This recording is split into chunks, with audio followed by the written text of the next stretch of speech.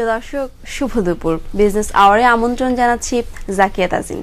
এই সেই সুন্দরী টিভি উপস্থাপিকা জাকিয়া তাজিন। শেয়ার বিজনেস সংক্রান্ত এক অনুষ্ঠানে আমন্ত্রণ জানানো হয় সাবেক প্রধানমন্ত্রী শেখ হাসিনার বেসরকারি শিল্প ও বিনিয়োগ বিষয়ক উপদেষ্টা সালমান এফ রহমানকে। অনুষ্ঠানে আসা দরবেশ খ্যাত সালমান এফ রহমানের লোলুপ দৃষ্টি পড়ে সুন্দরী কমবয়সী অনুষ্ঠান উপস্থাপিকা জাকিয়া তাজিনের উপর। নানা ছলে বলে কৌশলে তাকে টেনে নেন নিজের কাছে, আর তাজিনও এই ধনকুবেরকে পেয়ে নিজের স্বামীকে দূরে ঠেলে হয়ে ওঠেন সালমানের প্রিয়ভাজন। সফেদ চুলদারির এই দরবেশ জাকিয়া তাজিনকে নিয়ে পরকীয়ায় মেতে উঠতে তার স্বামী শফিউল্লাহ আল মুনিরকে জেলে পাঠান। এরপর সুন্দরী স্ত্রী তাজিনকে পুরোপুরি ভোগ দখলে নেন দরবেশ। শুধু তার সুন্দরী স্ত্রীকে কেড়ে নিয়ে ক্ষান্ত হননি, কেড়ে নিয়েছেন তার অনেক ব্যবসা বাণিজ্য। এমন চাঞ্চল্যকর তথ্য নিজেই ফাঁস করেছেন ভুক্তভোগী ইন্ডেক্স গ্রুপের ব্যবস্থাপনা পরিচালক শফিউল্লাহ আল মুনির। একসময় শেয়ার মার্কেটে নিউজ প্রেজেন্টার হিসেবে কাজ করতেন বিটিভিতে এবং 21 টিভিতে। তখন থেকে ওনার সাথে সালমান এফ রহমানের একটা ভালো সম্পর্ক ছিল। আর সালমান এফ রহমান সাহেব, আমি সবাই বলে যে ওনাদের সাথে একটা মানে ঠিক আইনগত বৈধ সম্পর্ক ছিল না। ওনাদের এখন মানুষের ধারণা বা সবাই বলে সালমান সাহেবের কাছের লোকজন বা ওই ভদ্রমহিলার যে কাছের লোকজন আছে তাদের ভিতর একটা বাজে সম্পর্ক ছিল। তাজিনের স্বামী মুনির বলেন, একদিন সালমান এফ রহমান আমাকে ডেকে নিয়ে যায় তার অফিসে এবং সেখানে তিনি বলেন যে তুমি তাজিনকে ডিভোর্স দিবা 48 ঘন্টার মধ্যে।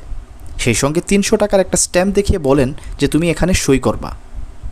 সালমান এফ রহমান আমাকে ডেকে নিয়ে যায় তার অফিসে এবং সেই জায়গায় বলে যে তুমি তাজিনকে ডিভোর্স করবা আগামী 48 ঘন্টার ভিতরে। এবং উনি সালমান এফ রহমান সাহেব একটা 300 টাকার একটা স্ট্যাম্পে উনি বলে তুমি এই জায়গায় সিগনেচার করবা। সিগনেচারটা ওই জায়গায় 8টা কন্ডিশন ছিল যে আমি কখনোই আমার কোম্পানি আমার প্রপার্টি আমি ক্লেম করতে পারবো না, আমার ওয়াইফের নামে আমি সোশ্যাল মিডিয়া বা কোনো টিভি চ্যানেল কোথাও কোনো কমপ্লেন করতে পারবো না, আমার ছেলের কাস্টডি চাইতে পারবো না। তো আমি বললাম যে এটা কিসের জন্য, আমার অপরাধটা কি আপনি বলেন। তো আমাদের হাজব্যান্ড ওয়াইফ, যদি আমার হাজব্যান্ড ওয়াইফে কোনো সমস্যা থাকে আমরা নিজেরা অ্যামিকেবলি এটা সেটেল করতে পারবো, আমাদের ফ্যামিলি আছে। বললো না, স্ট্রেইট ওয়ে তুমি এখন যাবা, স্ট্রেইট ওয়ে তোমার ওয়াইফকে তুমি ডিভোর্সের নোটিশ পাঠাবা এবং ওকে ডিভোর্স করে দিবা। যেটা হয়েছে, সালমান সাহেব যখন আমাকে প্রেশার দিল তাজিনকে ডিভোর্স করার জন্য, আমি যখন রাজি হইলাম না, এরপরের থেকে জিনিসটা প্রকাশ্যে চলে আসলো। মানে ওপেনলি অ্যাটাকগুলা শুরু হইলো। এর আগ পর্যন্ত কিন্তু মানে এই জিনিসটা পাবলিক ছিল না।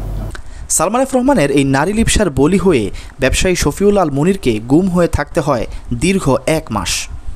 মামলার হামলায় দুর্বিষহ হয়ে ওঠে তার জীবন, যদিও 2020 সালের শেষ দিকে তালাক হয়ে যায় তাদের। প্রসঙ্গত, ছাত্র জনতার প্রবল আন্দোলনের মধ্যে 5ই আগস্ট শেখ হাসিনা পদত্যাগ করে দেশ ছাড়ার পর আত্মগোপনে চলে যান অনেক মন্ত্রী, এমপি ও আওয়ামী লীগ নেতারা। তাদের মধ্যে আত্মগোপন করেন সালমান এফ রহমানও। গত 13ই আগস্ট সাবেক প্রধানমন্ত্রীর বেসরকারি শিল্প ও বিনিয়োগ বিষয়ক উপদেষ্টা সালমান এফ রহমান এবং সাবেক আইনমন্ত্রী আনিসুল হক ছদ্মবেশে পালিয়ে যাওয়ার সময় নারায়ণগঞ্জের ফতুল্লা এলাকা থেকে আটক করে কোস্টগার্ড।